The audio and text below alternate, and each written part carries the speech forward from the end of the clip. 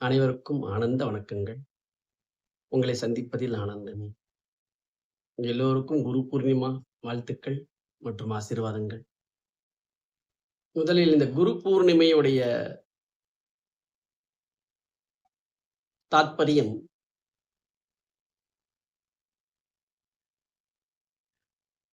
குரு என்பவர் அஞ்ஞானத்தை அழித்து ஞானத்தை போதிப்பவர் என்ற அர்த்தம். இருள் என்கின்ற மாயிலிருந்து விலக்கி வெளிச்சம் என்கின்ற பேரொளியை நோக்கி எடுத்துச் செல்பவர் தான் குருநாதர். இந்த குரு என்பவர் எதற்காக நம் வாழ்க்கையில் தேவை? எதற்காக குருநாதர் நம் வாழ்க்கைக்கு தேவைப்படுகின்றார்? அவர் மூலியமாக நாம் என்ன தெரிந்து கொள்ளப் போகின்றோம்? என்ன உணரப் போகின்றோம்? என்ன பெறப்போகின்றோம்? இதை பற்றி இந்த ஆத்ம உபதேசமாக பார்ப்போம். குருவின் மூலம் பெறுவது என்ன?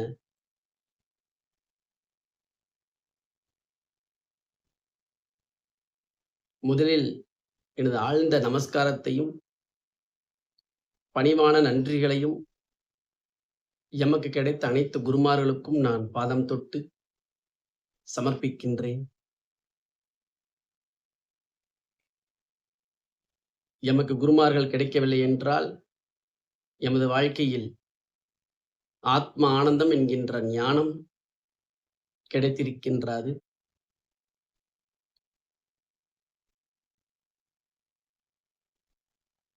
குருவுக்கும் திருவுக்கும் எமது ஆழ்ந்த நன்றிகள்.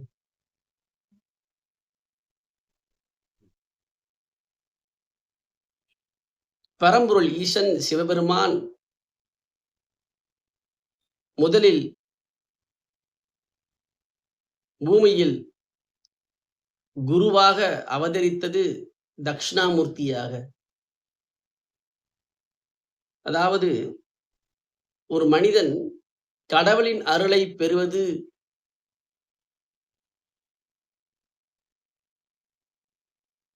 ஒரு வழி, மற்றொன்று ஞானம். குரு இல்லாமல் கடவுளிடம் நேரடியாக அருளை பெறுவது சுலபம், அல்லது ஒரு வழி உண்டு. ஞானத்தை பெறுவது என்பது வழி இல்லாமல் இருந்த காலத்தில் ஒரு மனிதன் தன்னுள் இருக்கும் உயிரை உணர்வது, தன்னுள் இருக்கும் இறை சக்தியை உணர்வதற்கு மிக பெரும் ஒரு தடையாக இருந்த காலங்கள். அந்த தருணத்தில் ஈசன் எடுத்த முடிவுதான் மனித ரூபத்தில் வெளிப்பட்ட தட்சிணாமூர்த்தி குரு. தன்னுள் ஆழ்ந்த மௌனத்திலும் தவத்தில் இருந்தார் பல காலங்கள். அப்பொழுது அவரை நோக்கி வந்த ரிஷிகள் தான் சப்த ரிஷிகள். தட்சிணாமூர்த்தியுடைய வரலாறுல தட்சிணாமூர்த்தி அமர்ந்திருக்கும் தருணத்தில் அவரை சுத்தி சப்த ரிஷிகள் அமர்ந்திருப்பாங்க. அந்த வெளிப்பாடே எதை குறிக்கின்றது என்றால், ஒரு மனிதனுக்கு குருவின் மூலமாக வெளிப்படுவது இரண்டு உயர்ந்த சத்தியங்கள், இரண்டு உயர்ந்த சூக்ஷமங்கள் வெளிப்பட்டது. ஒன்று அருளும், மற்றொன்று ஞானம்.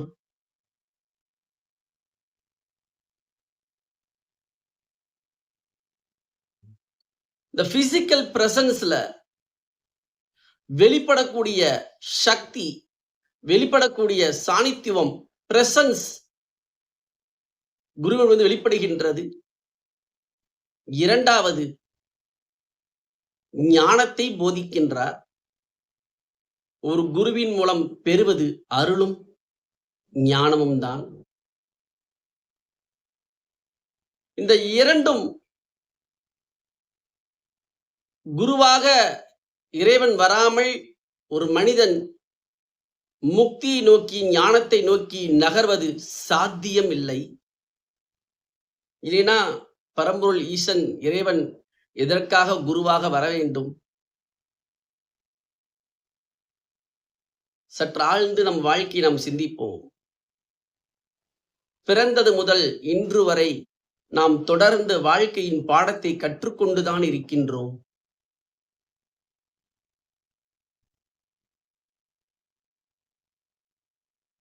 தெரியாதவற்றை யாரிடமிருந்து நாம் தெரிந்து கொள்கின்றோமோ அவர் உங்களுக்கு குருநாதர் தான். வாழ்க்கையை கற்றுக் கொடுப்பவர், தொழிலை கற்றுக் கொடுப்பவர்.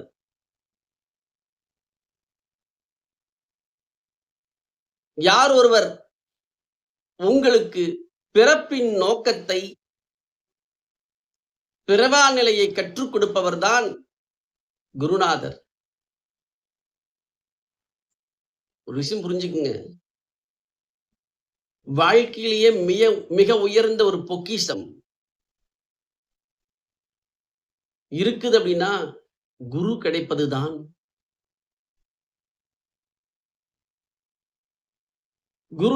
குருநாதர் அமைவதுதான் ஒரு மனிதனுடைய வாழ்க்கையிலேயே மிக உயர்ந்த பொக்கிஷமாக இருக்கின்றது. காரணம், எதற்காக பிறந்தோம், எதற்காக வாழ்கின்றோம், எதை நோக்கி வாழுகின்றோம், எதை அடைய வேண்டும் என்கின்ற ஞானத்தை உபதேசம் செய்பவர் குருநாதர் தான். எமது வாழ்க்கையிலும் குரு இல்லாமல் இருந்திருந்தால்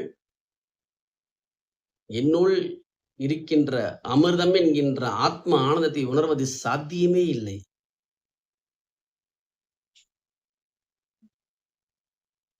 ஒரு விஷயம் நல்லா புரிஞ்சுக்கணும். எப்படி தந்தையும் தாயும் ஒரு குழந்தையை வளர்த்தும் போது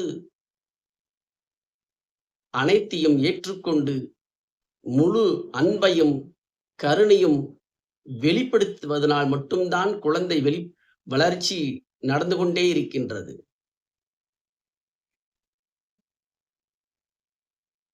ஆனால் ஒரு சீடனை, ஒரு பக்தரை குருநாதர் ஏற்றுக்கொண்டு படிப்படியாக ஞான உபதேசம் செய்வது சாதாரண விஷயம் அல்ல. ஆழ்ந்த பொறுமையும் கருணையும் தியாகமும் இருந்தால் மட்டும்தான் அந்த பக்தரை கைவிடாமல் தொடர்ந்து இருப்பை நோக்கி எடுத்துச் செல்ல முடியும்.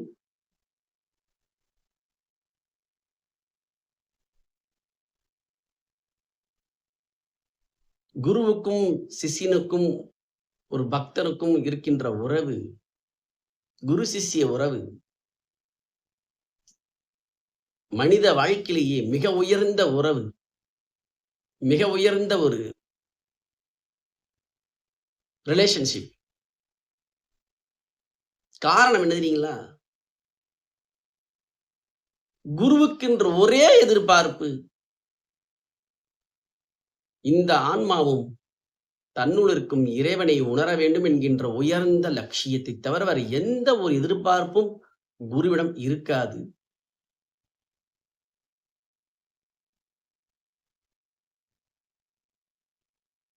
நாம் குருமார்களை என்னவாக பார்க்கின்றோமோ, எந்த உயர்ந்த ஸ்தானத்தில் வைத்து நாம் பார்த்து மதித்து பயணம் செய்கின்றோமோ அதை பொறுத்துதான் ஒவ்வொருத்தருக்கும் ஏற்படுகின்ற உயர்ந்த மாற்றங்கள். முதலில் நல்லா புரிஞ்சுக்குங்க. எல்லா குருமார்களுமே தனக்குள் நடந்த அனுபவத்தை தான் போதிக்கின்றார்கள்.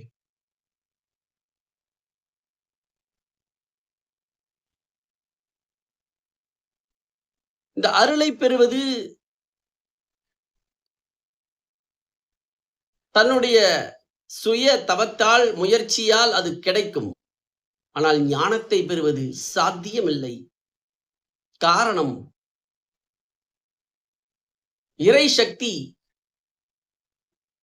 அந்த ஞானத்தை உங்களிடம் உபதேசம் செய்ய வேண்டும். உங்களுடைய புத்திக்கு அதை புரிய வைக்க வேண்டும். இது மிக முக்கியமான ஒரு விஷயம் இருக்குதுல்ல. பிசிக்கல் பிரசன்ஸ்ல உடலெடுத்து இறைசக்தி குருவாக வெளிப்படுவதற்கான ஒரு காரணம் இருக்கின்றது. தன் முயற்சியாலே மட்டுமே நான் தன்மை முற்றிலுமாக கரைந்து விடாது. முற்றிலுமாக என்ற வார்த்தையை கவனியுங்கள்.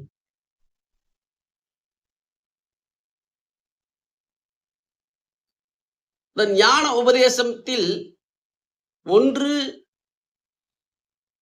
உயிரை பற்றிய விளக்கங்களை, உயிரை பற்றிய சத்தியத்தை போதிக்க வேண்டும். அதற்கான தியானங்களை கற்றுக் கொடுக்க வேண்டும். தீட்சை பெற வேண்டும். இதையெல்லாம் தாண்டிய ஒரு சத்தியம் இருக்கின்றது. குருவுடைய அந்த ஞானத்தின் உச்சமான ஆனந்தத்தில் இருக்கும்போது வெளிப்படுகின்ற சாநித்தியம் தான் இங்கு மிக முக்கியமான ஒரு டிரான்ஸ்ஃபர்மேஷனை, உணர்வு மாற்றத்தை ஏற்படுத்துகின்றது. இது என் வாழ்க்கையில் நான் அனுபவித்ததும் கூட. உங்களுக்கு தெரியாமலேயே பியாண்ட் லாஜிக் உங்களுக்குள்ள இங்க குருவின் அருகாமையில் இருக்கின்ற ஒவ்வொரு க்ஷணமும் பல மாற்றங்கள் ஏற்படும்.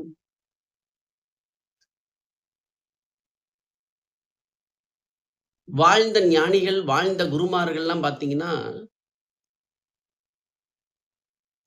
என்னுடைய வாழ்க்கையில் நடந்ததும் கூட, பெரிய உபதேசங்களை தாண்டி அவருடைய பிரசன்ஸ்லேயே அந்த நிலைக்கு சென்றது உண்டு. இதை நேரடியாக சொல்ல வேண்டும் என்றால், குருநாதர் தன்னுள் எடுக்கின்ற சங்கல்பம், இந்த ஜீவனும் ஞானத்தை நோக்கி நகர வேண்டும் என்கின்ற உயர்ந்த சத்தியம் அது. தயவு செய்து ஆழ்ந்து புரிந்து கொள்ளுங்கள். நாம் வெறுமனே பிறந்து சமுதாய வாழ்க்கையின் உச்சத்தை பார்த்து அதிலேயே லயம் கொள்வதற்காக நாம் பிறக்கவில்லை.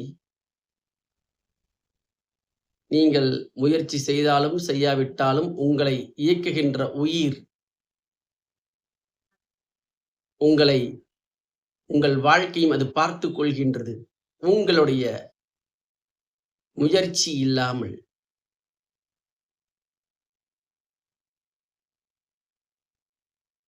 பரம்பொருள் பராசக்தி இந்த ஜீவாத்மாவிற்கு மனித பிறவியை தந்ததே ஞானம் என்கின்ற முக்திக்காக மட்டும்தான். அதற்காகத்தான் குருநாதரையும் உங்களுக்கு தகுந்தாற் போல் அமையவும் செய்கின்றார்கள். உங்களை புரிந்து கொண்ட குருமார்களும் உங்கள் அருகில்தான் இருக்கின்றார்கள். இந்த குரு பூர்ணிமா என்று நான் சொல்லக்கூடிய மிக முக்கியமான ஒரு சத்தியம், யாராருக்கெல்லாம் குருமார்கள் இருக்கின்றார்களோ அவர்கள் சொல்வதை முழுமையாக உள்வாங்கி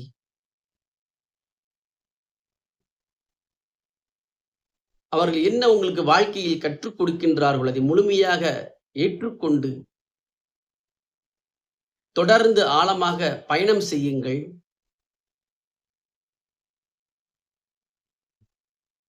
யாராருக்கெல்லாம் நீங்கள் குருமார்களை இன்னும் தேடவில்லையோ தயவு செய்து அதை நோக்கி நகரத் துவங்குங்கள். எப்படி 5ஆம் அறிவிலிருந்து 6ஆம் அறிவு என்கின்ற பரிணாம வளர்ச்சி ஏற்பட்டதோ அதற்கு ஒரு காரணம், காரியங்கள் நடந்திருக்கும்.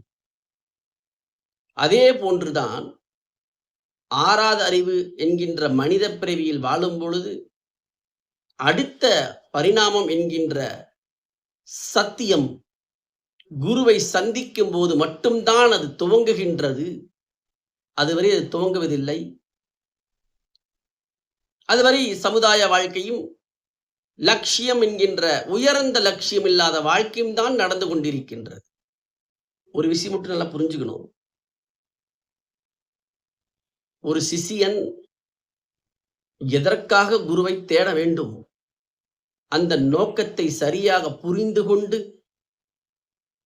உங்கள் தேடுதலையும் குருவை நோக்கி நகருங்கள். நீங்கள் எதற்காக உங்கள் வாழ்க்கையில் குருவை தேடுகின்றீர்களோ அதை பொறுத்துதான் குருமார்கள் அமைவார்கள். அது உங்களுடைய சுதந்திரம். இதில் ஒரு உயர்ந்த லட்சியம் ஒன்று இருக்கின்றது. அது ஒன்றே ஒன்றுதான். உயிரை உணர வேண்டும். என்னுள் உயிராய் இருக்கின்ற இறைவனை உணர வேண்டும் என்கின்ற உயர்ந்த நோக்கம். இதற்காக நான் குருவை தேட வேண்டும் என்று சங்கல்பம் ஏற்று தேடத் துவங்குங்கள். கிடைத்தவர்களுக்கு இதை நோக்கி நகர வேண்டும் என்று சங்கல்பம் ஏற்றுங்கள். இதற்காகத்தான் குரு பூர்ணிமை. நாம் எடுக்கின்ற சங்கல்பம் இந்த பிரபஞ்ச சக்தியும் முழு சக்தியை வெளிப்படுத்தி இந்த நாளில் நம்முடைய சங்கல்பத்தை உயிர்ப்பிக்கும் சக்தி அதிகமாக இருக்கும் நாள் பௌர்ணமி என்கின்ற குரு பௌர்ணமி.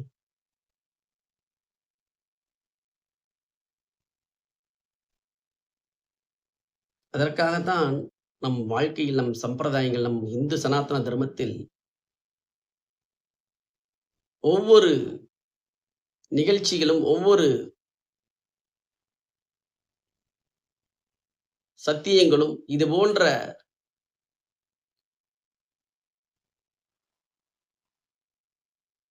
செயல்களை நோக்கி நடக்கின்றது. ஒன்று புரிந்து கொள்ளுங்கள். நடப்பவை யாவையும் சாதாரணமாக எடுத்துக்கொள்வதும் ஒரு வகையான வாழ்க்கை. நமக்குள் என்ன உதிக்கின்றது, என்ன உணர்ச்சிகள் பொங்குகின்றது, நம்மை சுத்தி என்ன நடக்கின்றது என்பதை ஆழமாக கவனித்து வாழ்க்கையை ஆழ்ந்து கவனித்து எதற்காக பிறக்க வேண்டும், எதற்காக வாழ்கின்றோம் அப்படிங்கிற ஒரு உயர்ந்த சத்தியத்தை நோக்கி நகரவும் இயலும்.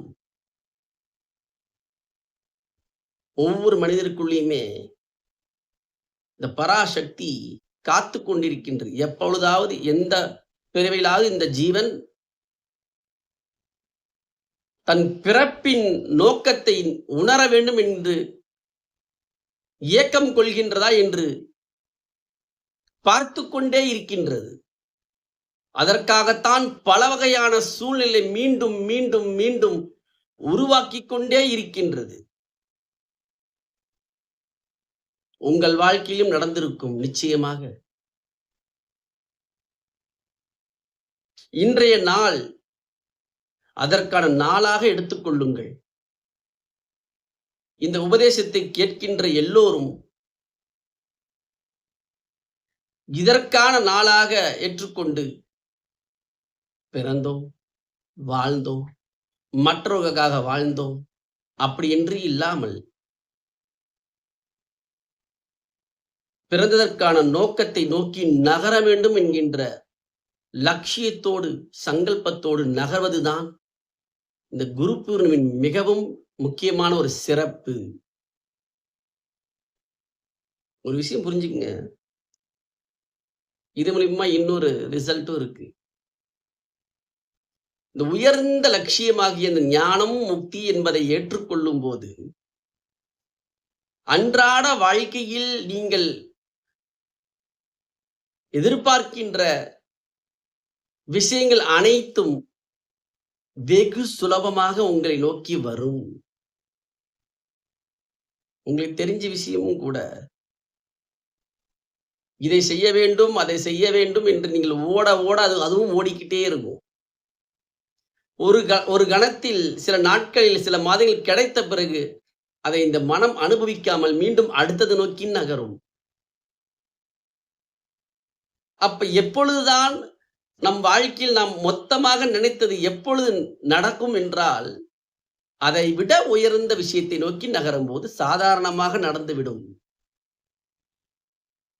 இந்த உயர்ந்த லட்சியத்தின் மூலமாக நீங்கள் நகரும்போது உங்கள் வாழ்க்கை என்கின்ற ஆரோக்கியம், இனிமையான உறவுகளோடு வெளிப்படுகின்ற தன்மை, பக்குவம், தேவையான பொருளாதாரம் இவை அனைத்தும் வெகு சாதாரணமாக அது நடக்க துவங்குவதை நீங்கள் பார்க்கவும் இயலும். காரணம் என்ன தெரியுமா? இந்த உயர்ந்த லட்சியத்தில் என்கின்ற ஞானம், நான் மீண்டும் மீண்டும் சொல்வது ஆத்ம ஆனந்தம், உயிரின் இருப்பு. இதை நோக்கி இதுதான் நம் வாழ்க்கைக்கு தேவை. இந்த பரிபூர்ண நிறைவென்கின்ற உச்சத்தன்மையில் வாழ்வதுதான் வாழ்க்கையின் மொத்த சாரம் என்பதை மீண்டும் மீண்டும் ஞாபகப்படுத்தி, சமுதாயத்தில் வாழ்ந்தாலும் சரி, எங்கு வாழ்ந்தாலும் சரி, இதிலேயே தன்மயப்பட்டு, லயப்பட்டு, சிறிதளவு உணர்ச்சி முடிச்சுகள் பொங்கினாலும் சமுதாயத்துடைய எதிர்பார்ப்புகள், ஆசைகள் சிக்க துவங்கும் அந்த கணமே இது எமதல்ல என்று கவனத்தை செலுத்தி கைவிட்டு மீண்டும் உங்கள் இருப்பிலேயே லயமாவதுதான்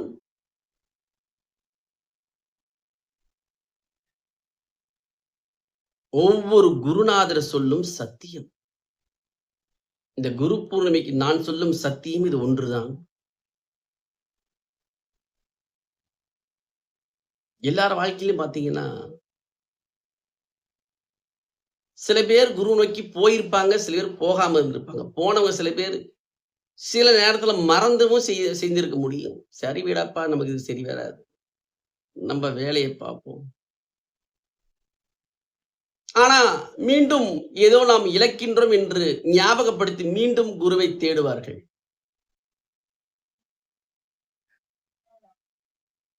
ஒன்று மட்டும் நிச்சயம், உலகம் முழுவதும் எல்லா ஜீவாத்மாவுக்கும், எல்லா மனிதர்களுக்கும் பரம்பொருள் ஈசன் குருவாக அருகில்தான் இருக்கின்றார். அது உண்மையான விஷயம்.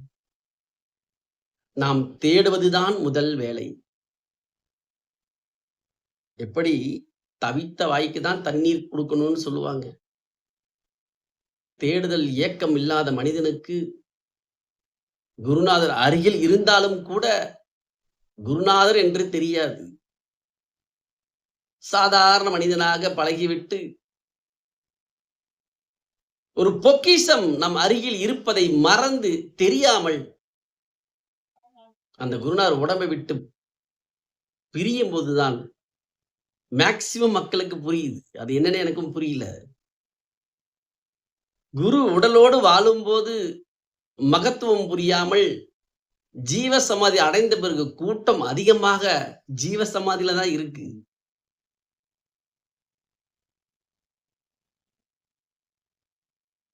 இது மிக பெரும் ஒரு மாயை.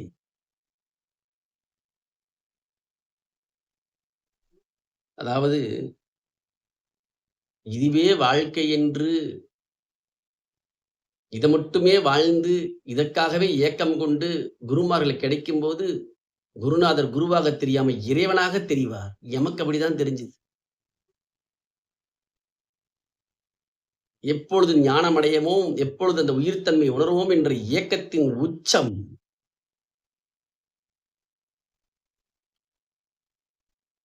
அந்த இயக்கம் உச்சத்தை நீங்கள் உங்கள் சமுதாய வாழ்க்கையில் இருந்து கொண்டே அதை நாம் நகர முடியும் என்று சொல்கின்றேன். தேவை உங்களுக்கு தெளிவாக வேண்டியது. உங்களுக்கு தேவையே இந்த தாகம்தான். இரண்டாவது மிக முக்கியமான ஒரு சத்தியம் இது. குருவின் அருகாமையில் இருத்தல். உபநிஷத்துன்னு ஒரு வார்த்தை உண்டு. அதுக்கு என்ன தெரியுமா அர்த்தம்? குருவின் அருகாமையில் இருந்து கேட்டல் என்று அர்த்தம். உபநிஷத். ஞான உபதேசத்தை அவருடைய அருகாமையில், அவருடைய பிசிக்கல் பிரசன்ஸ் அருகாமையில் இருந்து கேட்டல் தான் மிக உயர்ந்த ஒரு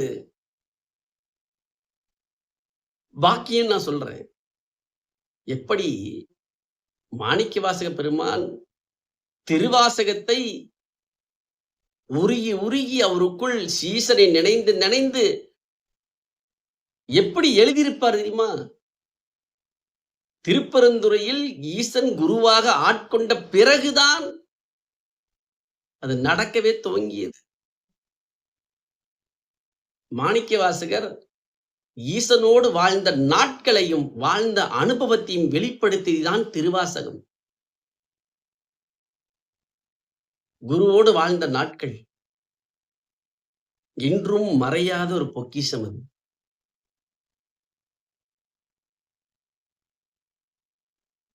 இது மூலமா நான் என்ன சொல்ல வரேன் அப்படின்னா, யாராருக்கெல்லாம் வாய்ப்பு நீங்க உருவாக்கிக்கணுமோ உருவாக்கிக்கங்க. அது தானா நடக்காது. குருவுடைய பிரசன்ஸ்ல முடிஞ்ச அளவுக்கு இருக்க முயற்சி செய்யுங்க. காரணம் என்னன்னா, பெரிய பெரிய தவங்களை எல்லாம் நம்ம செய்து அந்த நிலைக்கு போறது கஷ்டம். வெரி சிம்பிளான டெக்னிக் என்ன தெரியுமா? தவம் செய்து குருவாக வெளிப்பட்ட குருவினுடைய பிரசன்ஸ்ல இருந்தாலே போதுங்கிற நானு. அவருக்குள் ஏற்பட்ட அந்த அனுபவம் வெளிப்படும். இந்த பிரசன்ஸ் அது அருகில் நீங்கள் இருந்தாலே போதும். ஒரு கேள்வி எழும்பலாம். எனக்கும் ஞானத்துக்கு முன்பு எழும்பிய கேள்விகள் இதெல்லாம். நான் பயணம் பண்ண குருமார்களோடு பார்த்தீங்கன்னா, பெரிய ஒரு உபதேசமோ, பெரிய ஒரு வேதாந்தமோ எனக்கு பெருசா அத சொல்லல. எமது அருகில் இருந்து எமக்கு எது தேவையோ, என் மனதில் என்ன இருக்கின்றதோ, நான் எந்த படியில் இருக்கின்றனோ அதை புரிந்து கொண்டு மிகவும் எளிமையாக வாழ்க்கை ஞான பாடத்தை கற்றுக் கொடுத்தார்கள்.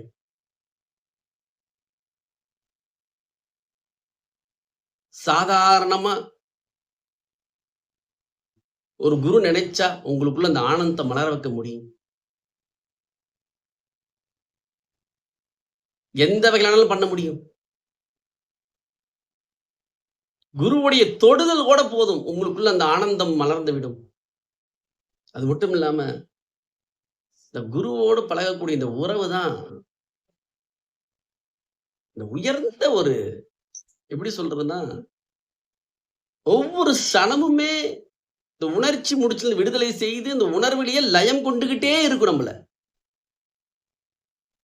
குருவுடைய சப்த ஒளியும் அவங்க அருகில் இருக்கக்கூடிய பிசிக்கல் பிரசன்ஸுமே இந்த உள்மமாக டீஃபால்ட்டா எடுத்துட்டு போகும் உயிரை நோக்கி. மிகவும் எளிய வழி ஞானத்திற்கு என்ன தெரியுமா? குருவை சந்தித்து அவர் அருகாமையில் இருந்து வாழ்வது. அதுக்கான அவர் கூடயே இருங்கன்னு நான் சொல்ல வரல உங்களை. எப்பெல்லாம் உங்க டைமை நீங்க உருவாக்கிக்க முடியுமோ அவருடைய அருகாமையில் இருங்க. இது என் வாழ்க்கையில் கிடைத்த ஒரு பொக்கிஷம் இது. அது இந்த காலத்துல கடுமையான தியானமோ தவமோ செய்யறதுக்கு நேரமும் இல்லை. அதை தொடர்ந்து செய்வதற்கும் ஒரு வைராக்கியம் இல்லை. ஆனா ஒண்ணு பாருங்க, இறைசக்தி எவ்வளவு ஒரு அல்டிமேட்டா யோசிக்குது பாருங்க. அந்தந்த காலகட்டத்தில் வாழ்கின்ற மனிதனுடைய தன்மைக்கு தகுந்தாற் போல் குருமார்களும் அவ்வளோ ஃபோர்ஸா இல்லாம ஈஸியா உங்களோட பழகிற மாதிரி காஸ்மஸ் பண்ணிக்கிட்டே இருக்கு. நாயன்மார்கள் வாழ்ந்த காலங்கள், சித்தர்கள் வாழ்ந்த காலங்கள், அப்ப இருந்த குருமார்களோடு அவங்க எப்படி இருந்திருப்பாங்க? இப்ப வாழ்ற குருமார்கள் உங்களுக்கு நண்பனா, ஒரு ஈஸியா உங்களோட ஃப்ரெண்ட்லியா பழகி, உங்களோடயே இருந்து,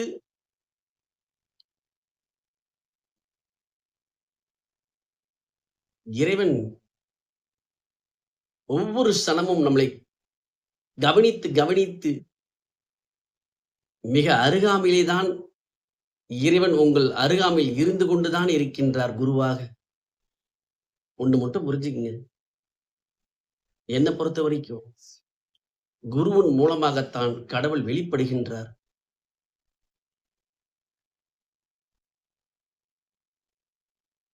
ஒரு மிக முக்கியமான ஒரு சத்தியம் இது. சற்று ஆழ்ந்து கவனிப்போம்.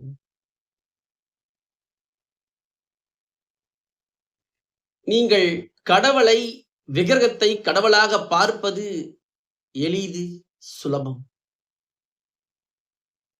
ஒரு குருநாதரை இறைவன் தான் வெளிப்படுகின்றார் என்று பார்ப்பது மிகவும் கடினம். ஒரு இறைசக்தியை விக்கிரகமாக இருந்து ஏற்றுக்கொள்வது ஈஸி. ஆனா குருவை ஏற்றுக்கொள்வது மிகவும் கடினம். அங்கதான் உங்களுடைய அகங்காரம் முற்றிலுமாக பிரேக் ஆகிறதுக்கான ஒரே இடம் அங்கதான் நடக்குது.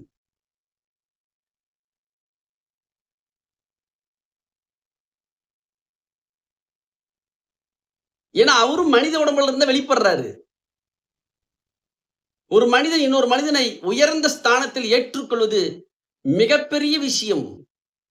அப்படி உயர்ந்த ஸ்தானம் ஏற்றுக்கொள்பவர் தான், யாரை ஏற்றுக்கொள்கின்றாரோ அவர்தான் குரு. அந்த தருணமே உங்களுடைய அகங்காரம் இலக துவங்கி விட்டது. உங்களுடைய அகங்காரம் பிடிப்பு தன்மையானது மெதுவாக உடைய துவங்கிவிட்டது என்று அர்த்தம். அதுவரை அகங்காரம் உடைய துவங்கவில்லை.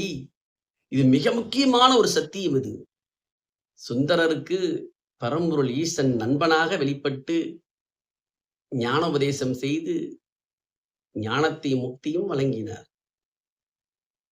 மாணிக்க வாசகருக்கு குருவாக வெளிப்பட்டு சரணாகதியை நடத்தி பக்தியின் உச்சத்தை நோக்கி எடுத்துச் சென்று ஞானத்தையும் முக்தியும் வழங்கினார். குருவை உயர்ந்த ஸ்தானத்தில், அதனாலதான் பாருங்க, ஞானம் அடைவதற்கு முன்பு எல்லா தவம் செய்கின்ற தியானிகளுக்கும் முதலில் குருதான் அமையறாங்க. குரு அமைந்த பிறகுதான் அந்த உயர்ந்த ஞானம் நடக்கின்றது. அந்த சரணாகதி தயவு செய்து புரிந்து கொள்ளுங்கள். இந்த குரு பூர்ணி மூலமாக நான் சொல்லக்கூடிய மிக முக்கியமான சத்தியம், என்னுடைய இயக்கமும் கூட. நாம் ஒவ்வொரு நாளும் நாம் வாழ்கின்ற வாழ்க்கையில் நான் தன்மை இறுக்கமாகி ஆழமாகி செல்கின்றதா, அல்லது நம்முடைய வாழ்க்கை ஒவ்வொரு சணமும் நான் தன்மை கரைய துவங்குகின்றதா என்பதுதான் மிகவும் தெரிந்து கொள்ளக்கூடிய விஷயம். தயவு செய்து புரிந்து கொள்ளுங்கள். உங்கள் உயிர் உங்கள் வாழ்க்கையை பார்த்துக் கொள்ளும். அதை பற்றி கவலையே பட வேண்டாம்.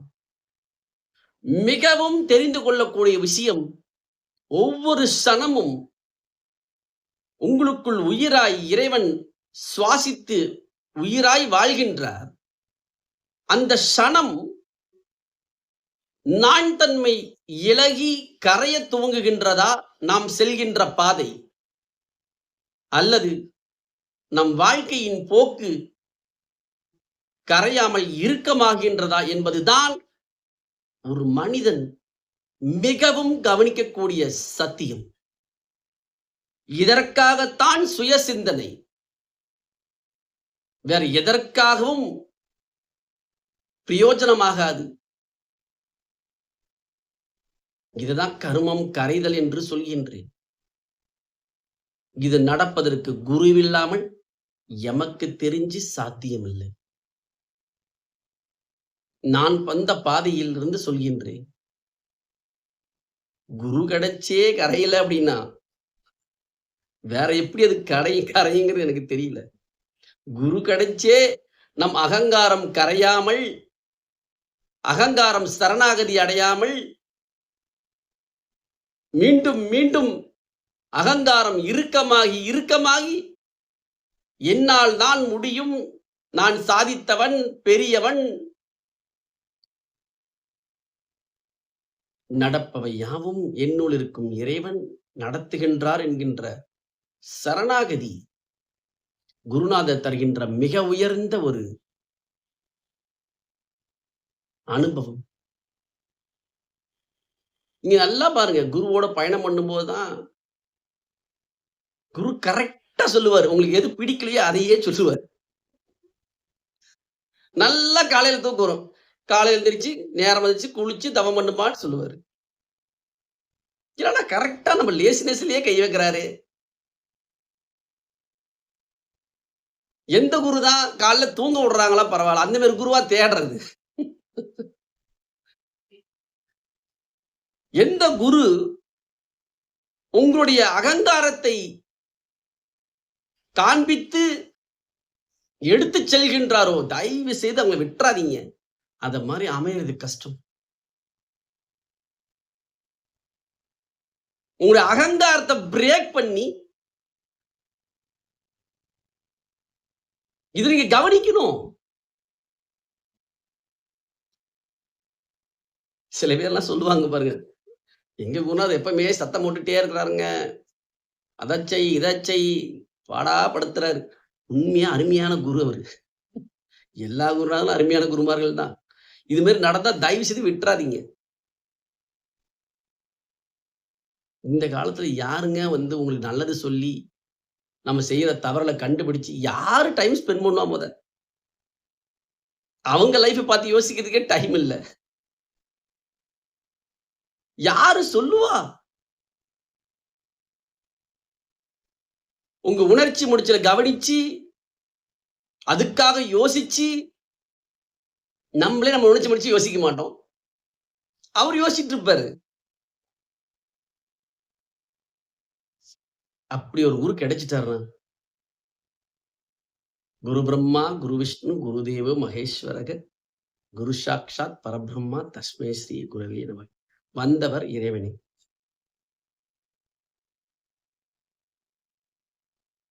நல்லா புரிஞ்சுக்கணும். ஒரு சிஷியனுடைய மிக முக்கியமான ஒரு ரெஸ்பான்சிபிலிட்டி என்ன தெரியுமா அதுல இருக்கு? இப்பிறவியில் முக்தி அடைந்தே தீருவது, இந்த முக்தி தன்மையிலே வாழ்வது என்கின்ற தீர்க்கமான வைராகியம் இங்க கட்டாயம் தேவை. குரு மட்டுமே உங்களை ஃபோர்ஸ் பண்ணி எல்லாத்தையும் செய்துவிட முடியாது. அதனாலதான் புத்தர் வாழ்க்கையிலும் கூட எல்லாரையும் ஞானத்துறைக்கு எடுத்துட்டு போக முடியல அவராலையும். அவரோட நெறைய பேர் பயணம் பண்ணாங்க சீடர்கள். ஆனா எல்லாருமே ஞானம் அடையல. ஏன்? யாருக்கு தாகம் இருந்ததோ அவர்கள்லாம் சனத்துல நடந்து முடிஞ்சிருச்சு. யாருக்கு இந்த ஞான தாகம் எதிர்பார்த்த அளவுக்கு ஏக்கம் இல்லையோ, அது நடக்கவில்லை. புத்தர் இதையும் சொல்றாரு. குருவோட பயணம் பண்றது போறது முக்கியம் இல்ல. நோக்கத்தோடு பயணம் பண்ண வேண்டும். சதா அந்த சிந்தனையும், அந்த தெளிவும்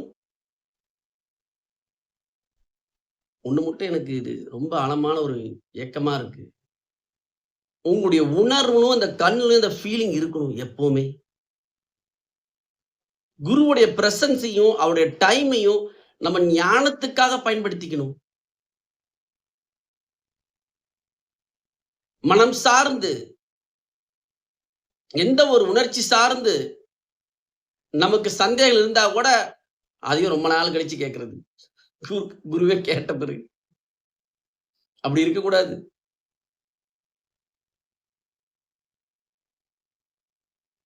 என்னோட வாழ்க்கையில கிடைச்ச எல்லா குருமார்களுமே, நான் நினைத்தது அவர்கள் எல்லாம் இறைவன் தான் நான் நினைத்தேன். அப்படிதான் நினைச்சிட்டு இருக்கிறேன் இன்னமும். இன்னமும் நான் அப்படிதான் இருக்கிறேன். அந்த உயர்ந்த பெடஸ்டல வைக்கும்போது தான், இந்த ரிசீவிங்ல தயாராகுனேன். இல்லைன்னா என்ன தெரியுமா ஆகும்? கால்குலேஷன் பண்ணிக்கிட்டே இருக்கிறது. குரு என்ன சாப்பிடுறாரு? என்ன தூங்குறாரு? அந்த தான் மைண்ட் ஓடிட்டு இருக்கும். எமக்கு கிடைச்ச குரு சாக்ஷாத் இறைவன் தான் எனக்கு அனுப்பி வச்சிருக்கிறார். அவரு தான் வெளிப்படுறார்ன்னு நெனச்சதுனால தான்,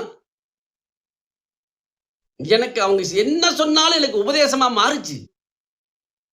ஒண்ணு புரிஞ்சுக்கங்க. என் குருமார்கள் என்ன என்ன பார்த்தாவே நான் டிரான்ஸ்பார்ம் ஆயிருக்கிறேன். என்ன பார்த்ததுல டிரான்ஸ்பார்ம் ஆயிருக்கிறேன் நெறைய விஷயத்துல. அந்த மாரி நடந்துச்சு எனக்கும். பார்வையிலேயே டிரான்ஸ்மிஷன் குடுக்க முடியும் குருவால. ஆனா ரிசீவிங் சைடு இல்லைன்னா நடக்காது. மொத்தமா நான் என்ன சொல்ல வரேன் அப்டின்னா, நீங்கள் இதை புரிந்து கொள்ளுங்கள். தயவு செய்து சமுதாய வாழ்க்கை மட்டுமே தூக்கி வச்சுக்கிட்டு வாழ்க்கைய வாழ்ந்துராதீங்க. சமுதாய வாழ்க்கை தந்ததே முக்திக்காக. வேற எதற்காக? இந்த ஏக்கத்தை இன்று குரு பூர்ணிமா இன்று ஆழமாக முடிவெடுங்கள். தயவு செய்து புரிந்து கொள்ளுங்கள். நீங்கள் நினைக்கிற மாரி மாயை சாதாரண விஷயம் அல்ல. போதும்பா, ரொம்ப நாளா பயணம் பண்றோம். கொஞ்சம் பிரேக் எடுத்துக்கலாம். இது வேலைக்கே ஆகாது.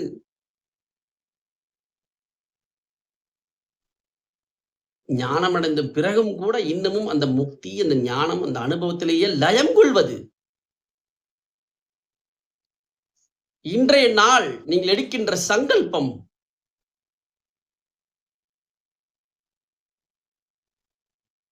இறைவன் உங்களுக்கு குருவாக வந்திருக்காரு.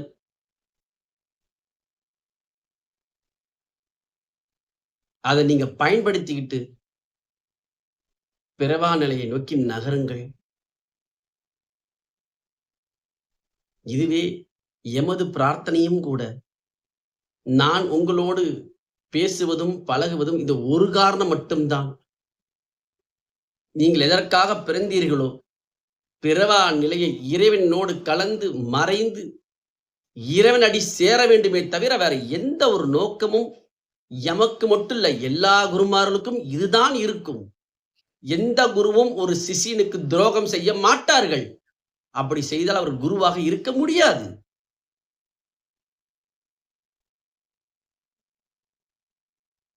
ஒரு விஷயம் பார்த்தீங்கன்னா, எப்படி ஒரு குழந்தைய பார்த்தா, எந்த ஒரு மனிதனுக்குமே குழந்தைய அவதூறு பண்ணணும், குழந்தைய வந்து சில மென்டல் டிஸார்டர்னால பண்றது வேற. பேசிக்கா சொல்றேன். குழந்தைய பார்த்தாவே ஒரு இனிமைத்துவம் பொங்கும். நல்லது செய்யணும்னு தான் தோணும் எல்லா மனிதனுக்கும். குருநாதருக்கு இன்னமும் ஆழமா தான் இருக்கும். நம்ம செய்ய வேண்டியது மாதிரியும் கால்குலேஷன் மட்டும் பண்ணிடாதீங்க. நம்ம போனது குருவ கால்குலேட் பண்றதுக்காக அல்ல. அவர் அடைஞ்ச உயர்ந்த நிலையை நாம் அடைய வேண்டும். ஒரு விஷயம் பார்த்தீங்கன்னா, பரம்பொருள் ஈசனே எந்த ஜீவாத்மா இந்த உயர்ந்த நிலையை அடையணும் ஏக்கம் கொள்கின்றதோ, அவர் வெளிப்பட்டே தீருவார். யார் மூலியமாவது. அது யாராலையும் தடுக்க இயலாது. அவங்க அந்த மனிதனை நோக்கி குரு வந்தே தீருவார். அந்த அனுபவம் நடந்தே தீரும். நீங்கள் செய்ய வேண்டியது இந்த ஏக்கத்தையும், அதை நோக்கி நடப்பதும் தான் தேவை. சமுதாய வாழ்க்கையுடைய ஆழம், சமுதாய வாழ்க்கையுடைய அட்டாச்மென்ட் துவங்குனாவே கவனிச்சிருங்க. ரொம்ப ரொம்ப முக்கியம். இது எல்லாத்துக்கும் ஒரே வழி. குருவோடு தொடர்ந்து கம்யூனிகேஷன்லயும், பிரசன்ஸ்லயும் இருப்பது தான் நல்லது.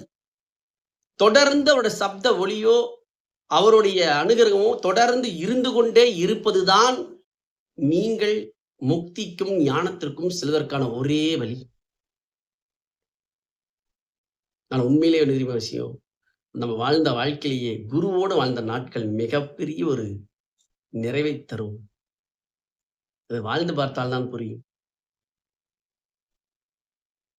ஏனென்றால், ஒரு சிஷ்யனிடம் எதிர்பார்க்கின்ற எந்த எதிர்பார்ப்புமே குருவுக்கு ஒண்ணே ஒண்ணு தவிர எது இருக்காது? ஞானம் அடையணும் தவிர. வேற எதுவுமே இருக்காது குருட்ட. இத நீங்க புரிஞ்சுக்கணுங்கிறேன் நானு. இதற்காக தான் என்னோடு பேசுகின்றார். இதற்காக தான் என்னோடு பழகுகின்றார் என்று நீங்கள் புரிந்து கொண்டால், குரு என்ன சொன்னாலும் உங்களுக்கு அது உபதேசமாக தான் மாறும். நான் இப்படிதான் அத என் வாழ்க்கையில எடுத்துக்கிட்டேன். குருநாதர் என்ன சத்தம் போட்டாலும் கூட சரி, என்னுடைய ஞானத்துக்காக தான் அவர் பார்க்கிறாருங்கிற ஒரு தெளிவு இருந்துச்சு. நீங்க என்னை குருவா ஏத்துக்கணும்னு சொல்ல வரல. உங்களுக்கு உங்களுக்கு தகுந்தார் குருமார்களை தேடுங்கள். உங்கள் இயக்கத்தை ஆழப்படுத்துங்கள். இந்த குரு பூர்ணிமா அன்று சங்கல்பம் ஏற்றுங்கள். இதை நோக்கி நகருங்கள். உங்க எல்லோருக்குள்ளும் குருவின் அருள் கிடைக்கட்டும். குருவின் அருளும், ஞானமும் உங்களுக்கு கிடைக்கட்டும் என்று எல்லா வெளிப்பட்ட குருமார்களிடமும், வெளிப்படுகின்ற குருமார்களிடம் நான் பிரார்த்தனை செய்து கொள்கின்றேன். இந்த குரு பூர்ணிமா அன்று குருவின் அருளும், திருவின் அருளும் அனைவருக்கும் கிடைத்து, ஆத்ம ஆனந்தத்தை உணர்ந்து, முக்தி நோக்கி நகர்வீராக.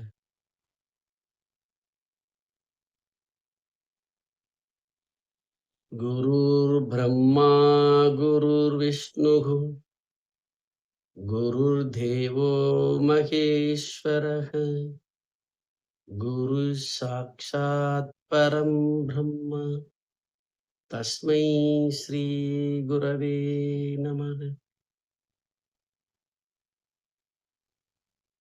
நன்றி. ஆனந்தமாக வாழுங்கள். நான் மீண்டும் சந்திக்கின்றேன்.